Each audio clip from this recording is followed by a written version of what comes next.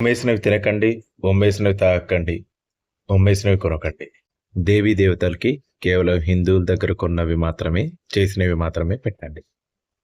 Saffron.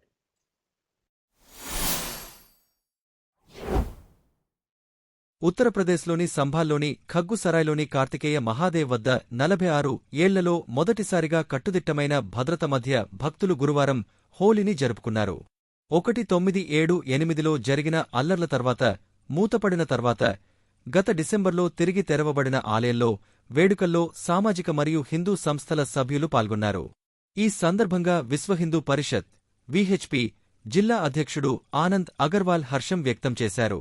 46 ఏళ్ల తర్వాత కార్తికేయ మహాదేవ్ ఆలయంలో హోలీ ఆడే భాగ్యం కలిగిందని, వివిధ సామాజిక సంస్థల ప్రజలు ఇక్కడకు తరలివచ్చి పూలు, రంగులతో హోలీని జరుపుకుంటున్నారని తెలిపారు. రోహిత్ శర్మ ఊబకాయంతో ఉన్నాడని కాంగ్రెస్ జాతీయ అధికార ప్రతినిధి షామా మహమ్మద్ వివాదాస్పద వ్యాఖ్యలు చేశారు. శర్మ ఫిట్నెస్ గురించి కాంగ్రెస్ నాయకుడు షామా మహమ్మద్ చేసిన వ్యాఖ్యను ఉటంకిస్తూ క్రికెట్ కెప్టెన్ రోహిత్ శర్మను రాహుల్ గాంధీతో పోల్చారు బీజేపీ ఎంపీ సంబిత్ పాత్ర. రాహుల్ గాంధీపై సంబిత్ పాత్ర చేసిన రోహిత్ శర్మపై కాంగ్రెస్ లోక్సభలో నిరసనలు. కాంగ్రెస్ యొక్క భారత వ్యతిరేక ఎజెండాలు చాలా బిగ్గరగా మరియు స్పష్టంగా ఉన్నాయి. అయినప్పటికీ వారు 99 పార్లమెంటు స్థానాలను గెలుచుకున్నారు. భారతదేశం భారీ భారత వ్యతిరేక జనాభాతో పోరాడుతోందని ఇది రుజువు చేస్తుంది. ఇది భారతీయేతర మతాలు భారత్కు శత్రువులను మాత్రమే చేస్తాయని అంబేద్కర్ యొక్క భయంకరమైన అంచనా నిజం చేస్తుంది. బాలీవుడ్ దిగ్గజం మాధురీ దీక్షిత్ను సెకండ్ గ్రేడ్ స్టార్ గా పేర్కొంటూ కాంగ్రెస్ నాయకుడు టికారం జుల్లీ గురువారం వివాదాన్ని రేకెత్తించారు. రాజస్థాన్ అసెంబ్లీలో చర్చ సందర్భంగా ఆయన చేసిన వ్యాఖ్యలపై తీవ్ర విమర్శలు వచ్చాయి. రాజస్థాన్పై ఇటీవల జరిగిన ఐఏఎఫ్ఏ అవార్డుల ప్రభావాన్ని ప్రశ్నించిన జుల్లీ ఈ కార్యక్రమం రాష్ట్రానికి తక్కువ ప్రయోజనాన్ని అందించిందని పేర్కొన్నారు. ఐఏఎఫ్ఏ పేరుతో 100 రూపాయలు కోట్లకు పైగా ప్రజాధనం ఖర్చయిందని, హోర్డింగ్లు చూస్తే అది రాజస్థాన్కు చెందినది కాదని, ఐఏఎఫ్ఏ ప్రమోషన్ మాత్రమేనని ఆయన విమర్శించారు. ప్రముఖుల శ్రేణిని లక్ష్యంగా చేసుకుంటూ జుల్లీ ఇలా వ్యాఖ్యానించాడు. ఇండస్ట్రీ నుండి ఏ పెద్ద పేరు కనిపించింది? షారుఖ్ ఖాన్ తప్ప మిగతా అందరూ సెకండ్ గ్రేడ్ స్టార్లు. మరే ఫస్ట్ గ్రేడ్ యాక్టర్ రాలేదు. ఇటీవలి అణిచివేతలో ఉత్తరాఖండ్ ప్రభుత్వం 15 రోజుల వ్యవధిలో రాష్ట్రవ్యాప్తంగా 52 నమోదుకాని మదర్సాలకు సీలు వేసింది. ముఖ్యమంత్రి పుష్కర్ సింగ్ ధామి నేతృత్వంలోని ఈ చర్య మతపరమైన విద్య ముసుగులో చట్టవిరుద్ధంగా నిర్వహిస్తున్న సంస్థలను లక్ష్యంగా చేసుకుంది. అక్రమ మదర్సాలు మరియు ఆక్రమణలపై దర్యాప్తు చేసి చర్యలు తీసుకుంటామని మా ప్రభుత్వం ప్రతిజ్ఞ చేసింది. సమగ్ర విచారణ తర్వాత చట్టవిరుద్ధమని తేలిన వారిపై మేము చర్యలు తీసుకుంటాము మరియు ఈ ప్రక్రియ కొనసాగుతుంది అని ధామి చెప్పారు. కేరళ ఎన్ఈపీ యొక్క బహుళ ప్రవేశం నిష్క్రమణ ఎంపికను అమలు చేయదు. ఖర్చు భరిస్తాం. త్రిభాషా ఫార్ములా అమలుకు కేంద్రం ఒత్తిడికి తమిళనాడు లొంగదు. ఆర్థిక మంత్రి తంగం తేనరసు రాష్ట్రస్థాయి కమిటీతో సంప్రదింపుల తర్వాత రాష్ట్రంలో పీఎం స్వీ పాఠశాలలను నెలకొల్పడానికి పై సంతకం చేయడానికి ఆసక్తిని వ్యక్తం చేస్తూ మార్చి 15, 2024 నాటి తమిళనాడు పాఠశాల విద్యాశాఖ నుండి ధర్మేంద్ర ఒక లేఖను విడుదల చేశారు. పీఎం స్వీ లేదా ప్రధానమంత్రి స్కూల్స్ ఫర్ రైజింగ్ ఇండియా చొరవ 2023లో ఎన్ఈపీ కింద పాఠశాలలను ఆధునీకరించడం మరియు క్షేత్ర అధ్యయనాలు, ఇతర సంస్థల సహకారం మొదలైన వాటి ద్వారా అభ్యాస అవకాశాలను అమలు చేయాలనే లక్ష్యంతో కేంద్ర ప్రభుత్వం ద్వారా ప్రారంభించబడింది. అయితే తమిళనాడు ప్రభుత్వం వారి లేఖ ఎన్ఈపీ యొక్క ఆమోదం కాదు అని ఎత్తిచూపింది. రాష్ట్ర పాఠశాల విద్యాశాఖ మంత్రి అన్బిల్ మహేష్ పొయ్యమొళి ఒక ప్రకటనలో ఆకస్మిక వైఖరిలో మార్పు లేదు. తమిళనాడు విద్యార్థులకు ప్రయోజనకరంగా ఉన్నప్పుడు మాత్రమే కేంద్ర పథకాలతో నిమగ్నమై ఉంది, కాని ఏదైనా పథకం లేదా ఫ్రేమ్వర్క్ను గుడ్డిగా అంగీకరించడం కాదు. ఒక కమిటీని ఏర్పాటు చేస్తామని, ఆ కమిటీ ఫలితాలు, సిఫార్సుల ఆధారంగా అమలుపై నిర్ణయం తీసుకుంటామని లేఖలో స్పష్టంగా పేర్కొన్నారు. ఉత్తర భారత సంస్కృతిపై వివాదాస్పద వ్యాఖ్యలు చేసిన తమిళనాడు సీనియర్ మంత్రి దురై మురుగన్ బహుభార్యత్వంతో ముడిపడి ఉందని ఆరోపిస్తూ తమిళ భాషను అవమానించకూడదని తీవ్ర హెచ్చరిక జారీ చేసిన తర్వాత గురువారం భారతదేశంలో ఉత్తరదక్షిణ విభజన తీవ్రమైంది. మన సంస్కృతిలో ఒక వ్యక్తి ఒక మహిళను పెళ్లి చేసుకుంటాడు. కాని ఉత్తర భారతదేశంలో ఒక మహిళ 5 లేదా 10 మంది పురుషులను వివాహం చేసుకోవచ్చు. అలాగే 5 పురుషులు ఒక మహిళను వివాహం చేసుకోవచ్చు. ఇది వారి సంస్కృతి. ఒకరు పోతే మరొకరు వస్తాడు అని మురుగన్ పేర్కొన్నాడు. 2025 నుంచి 26 వరకు బడ్జెట్ లోగోను ఆవిష్కరించిన సందర్భంగా ముఖ్యమంత్రి ఎంకే స్టాలిన్ గురువారం ఆన్లైన్లో లోగోను విడుదల చేశారు. తమిళనాడు ముఖ్యమంత్రి యొక్క వివాదాస్పద చర్య ఒక విచిత్రమైన వాస్తవాన్ని దృష్టికి తెచ్చింది. ఇప్పుడు రాష్ట్రంచే పడిపోయిన రూపాయి చిహ్నాన్ని తమిళ వ్యక్తిడి ఉదయకుమార్ రూపొందించారు.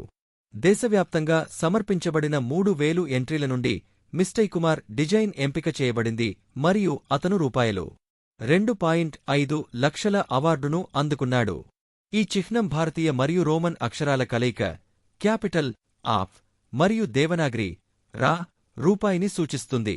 ఇది ఎగువన 2 సమాంతర చారలను కలిగి ఉంది. ఇది జాతీయ జెండా మరియు సమానమైనది గుర్తును సూచిస్తుంది. ఒక భాష పట్ల ద్వేషం తమిళంపై ప్రేమ కాదని తమిళనాడు వామపక్ష హిందూ వ్యతిరేక ప్రభుత్వం గుర్తుంచుకోవాలి. హర్యానా పౌర ఎన్నికల్లో బీజేపీ క్లీన్ స్వీప్ 10లలో 9 గెలుచుకుంది. కొన్ని ముఖ్యమైన విజయాలు. అంబాలాలో బీజేపీ అభ్యర్థి శైలజా సచ్దేవా 20,487 ఓట్ల ఆధిక్యతతో కాంగ్రెస్ అభ్యర్థి అమిషా చావ్లాపై విజయం సాధించి మేయర్ స్థానాన్ని కైవసం చేసుకున్నారు. కర్నాల్లో కేంద్ర మంత్రి మాజీ ముఖ్యమంత్రి మనోహర్ లాల్ ఖట్టర్ సన్నిహితురాలు రేణు బాలగుప్తా వరుసగా మూడోసారి విజయం సాధించారు. ఆమె కాంగ్రెస్ అభ్యర్థి మనోజ్ కుమార్ వాధ్వాపై 25,359 ఓట్లతో విజయం సాధించారు. ఖట్టర్ పార్లమెంటరీ నియోజకవర్గం పరిధిలోకి వచ్చే పానిపట్లో బీజేపీ అభ్యర్థి కోమల్ సైని కాంగ్రెస్ అభ్యర్థి సవితా గార్గ్పై 1.23 లక్షల ఓట్ల తేడాతో ఘన విజయం సాధించారు. కాగా యమునానగర్లో బీజేపీ అభ్యర్థి సుమన్ 73,319 ఓట్ల తేడాతో కాంగ్రెస్ అభ్యర్థి కిరణాదేవిపై విజయం సాధించారు. ఫరీదాబాద్లో బీజేపీ అభ్యర్థి పర్వీన్ జోషి 3.16 లక్షల ఓట్ల తేడాతో కాంగ్రెస్ అభ్యర్థి లతారాణిని ఓడించి రికార్డు స్థాయిలో విజయం సాధించారు. జోషికి 4.16 లక్షల ఓట్లు రాగా రాణికి 1,00,000 ఓట్లు మాత్రమే వచ్చాయి.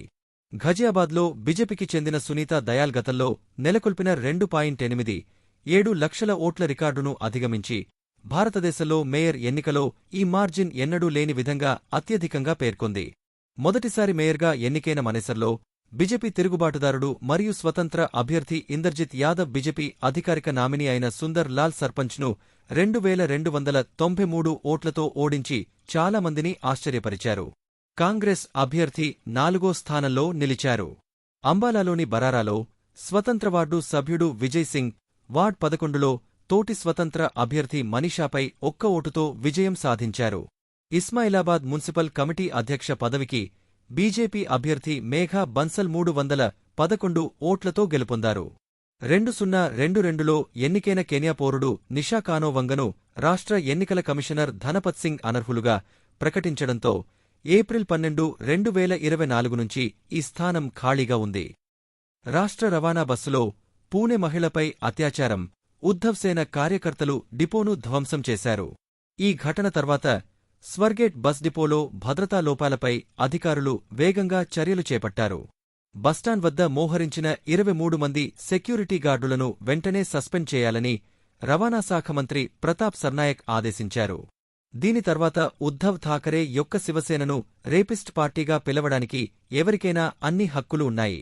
ఇటీవల సీనియర్ డిపో మేనేజర్తో సహా 4 ఎంఎస్ఆర్టీసీ అధికారులు నిర్లక్ష్యం కారణంగా సస్పెండ్ అయ్యారు.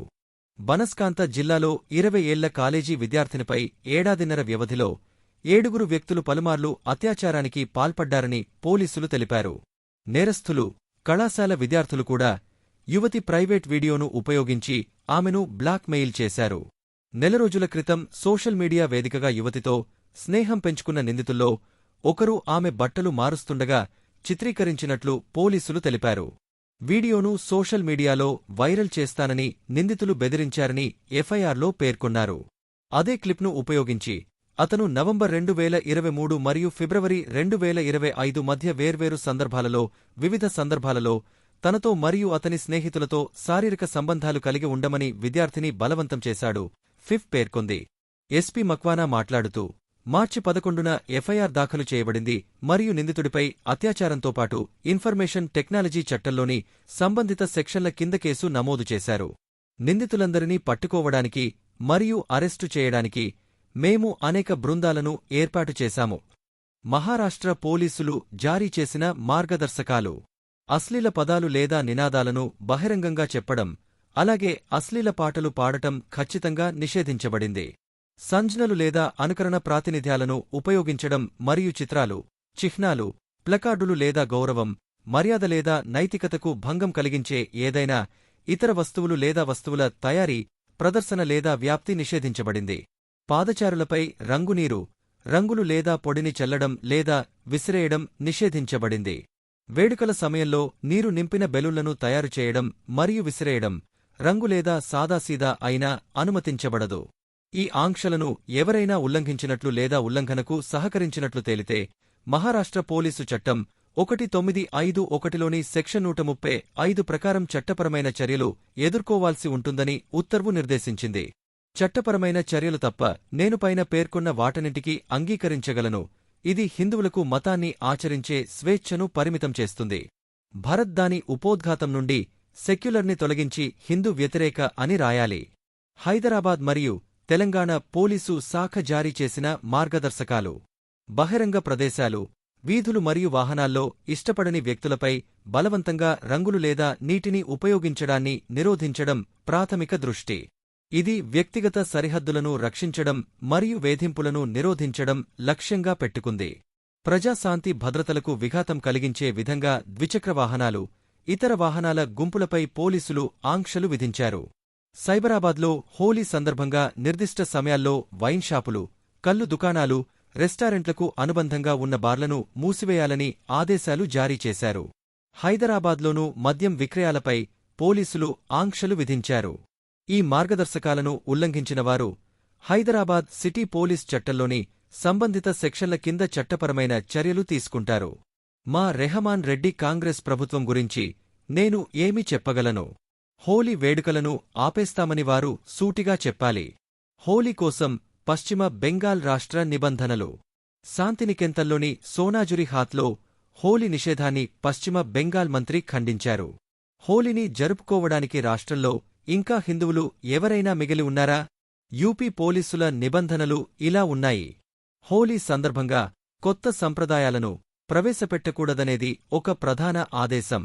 సంప్రదాయ వేడుకల పరిరక్షణకు పోలీసులు ప్రాధాన్యత ఇస్తున్నారు. ముఖ్యంగా సున్నితమైన ప్రాంతాల్లో సీసీ కెమెరాలు, డ్రోన్ల ద్వారా నిఘా పెంచారు. అదనపు పోలీసు బలగాలు మరియు సత్వర ప్రతిస్పందన బృందాల మోహరింపు. హోలికా దహన్ సైట్ల క్షుణ్ణంగా తనిఖీలు. పెద్ద మొత్తంలో జాతరలు నిర్వహించడం వల్ల సంభాల్ జిల్లాలో భద్రతను పెంచారు. తప్పుడు సమాచారం మరియు తాపజనక కంటెంట్ వ్యాప్తిని అరికట్టడానికి సోషల్ మీడియా ప్లాట్ఫారంలపై 24/7 పర్యవేక్షణ. తప్పుదారి పట్టించే లేదా అభ్యంతరకరమైన విషయాలను పోస్ట్ చేసిన వారిపై కైన చర్యలు. పెరిగిన డిజిటల్ వాలంటీర్ గ్రూప్ యాక్టివిటీ. సంభావ్య సమస్యాత్మక వ్యక్తులపై గుర్తింపు మరియు నివారణ చర్యలు. సంభావ్య సమస్యలను అంచనా వేయడానికి మరియు నిరోధించడానికి గత హోలీ సంబంధిత సంఘటనల విశ్లేషణ. హోలీ వేడుకలు మరియు రంజాన్ ప్రార్థనల మధ్య శాంతియుత సహజీవనాన్ని నిర్ధారించడానికి మత పెద్దలు మరియు కమ్యూనిటీ సభ్యులతో సన్నిహిత సమన్వయం. ఎలాంటి వివాదాలు తలెత్తకుండా ప్రజలు తమ ఇళ్లలోనే వేడుకలు జరుపుకోవాలని అధికారుల నుండి అభ్యర్థనలు. చట్టాన్ని కైనంగా అమలు చేయడం. ఆటంకాలు కలిగించే వారిపై తీవ్రమైన పరిణామాలు ఉంటాయి. హాట్స్పాట్లలో పోలీసులు మరియు మేజిస్ట్రేట్ పహారా. హిందూ వ్యతిరేక రెహమాన్ రెడ్డి కాంగ్రెస్ ప్రభుత్వానికి మరియు ఉత్తరప్రదేశ్ బీజేపీ యోగి లౌకిక మరియు మధ్యవాద ప్రభుత్వానికి మధ్య తేడాను మనం స్పష్టంగా చూడవచ్చు. వర్గాల మధ్య శాంతి నెలకొనడం అంటే హిందూ సమాజాన్ని వేడుకలను ఆపేయడం కాదు. మరియు బీహార్ యొక్క దర్భంగా మేయర్ అంజుమ్ చౌదరి మార్చి 14న పవిత్ర రంజాన్ మాసంలో శుక్రవారం ప్రార్థనల సందర్భంగా హోలీ వేడుకల సందర్భంగా 2 గంటల విరామం ఇవ్వాలని సూచించడం ద్వారా వివాదాన్ని రేకెత్తించారు. హిందువులు ఈ దేశంలోని 3వ తరగతి పౌరులు అని మాత్రమే దీని అర్థం. హిందువులకు ఉచిత డోమ్ యొక్క ఫాస్లే సెన్స్ ఇచ్చే ఓటింగ్ హక్కులను తీసివేయడం మంచిది. ఏఐఎంఐఎం నేత ఇమ్రాన్ సోలంకి పెద్ద వాదన చేసి ఆశ్చర్యపరిచారు. కోల్కతాలోని ఈడెన్ గార్డెన్స్ స్టేడియంపై ఇమ్రాన్ దావా వేశారు. ఈడెన్ గార్డెన్స్ భూమి వక్ఫ్కు చెందుతుందని సోలంకి పేర్కొన్నారు. రాష్ట్ర ప్రభుత్వమే అద్దె చెల్లిస్తుందని సోలంకి వాదించారు. ఇమ్రాన్పై మరిన్ని విషయాలు చెప్పారు. పశ్చిమ బెంగాల్లో ఇప్పుడు ముస్లింలు 40%, అన్ని అసెంబ్లీ స్థానాల్లో పోటీ చేస్తామని ఓవైసీ ఏఐఎంఐఎం. మొత్తం భారత్ను వక్ఫ్గా ఎందుకు తీసుకోకూడదు? నేను ఆశ్చర్యపోతున్నాను. ఈ హిందువులు ఈ వామపక్ష పార్టీలను ఇంకా ఎంత మందపాటి వ్యక్తులు విశ్వసించాలి? బీజేపీ అధికారంలోకి రాగానే ముస్లిం ఎమ్మెల్యేలను బెంగాల్ అసెంబ్లీ నుంచి గెంటేస్తారని ప్రతిపక్ష నేత సువేందు అధికారి అన్నారు. ఇమ్రాన్ ఇస్లామిస్ట్ వ్యాఖ్యలు చేసిన తర్వాత ఇది జరిగింది. ఉపాధ్యాయుడు సమర్పించిన పోలీసు ఫిర్యాదు ప్రకారం మార్చి 8న పాకశాలలో ఉర్దూ ప్రార్థన చేస్తున్నప్పుడు అతను రికార్డ్ చేసిన వీడియో గురించి స్థానిక నివాసితుల బృందం అతనిని ఎదుర్కొంది. 2 ఎఫ్ఐఆర్లు నమోదు చేసినట్లు Gaya superintendent of police Anand Kumar ధృవీకరించారు.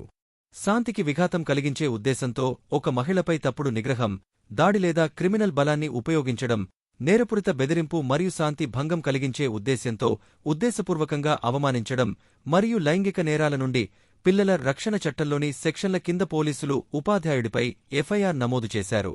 ఒక్క ముస్లిం విద్యార్థి అయినా భారత్ మాతాకి జై అని చెప్పమని అడిగితే ఇప్పుడు భారతదేశం తగలబడిపోయేంత ఆగ్రహం వచ్చేది. కాని ఇక్కడ అతను సురక్షితంగా బదిలీ చేయబడ్డాడు. ఇతరుల హక్కులను ఉల్లంఘించిన తర్వాత కూడా ముస్లింలు ఎలా రక్షించబడతారో ఇది మాత్రమే తెలియజేస్తుంది. భారతదేశం తనను తాను ఇస్లామిస్ట్ దేశంగా చెప్పుకోవాలి లేదా కనీసం తనను తాను సెక్యులర్ దేశంగా పిలుచుకోవడం మానుకోవాలి.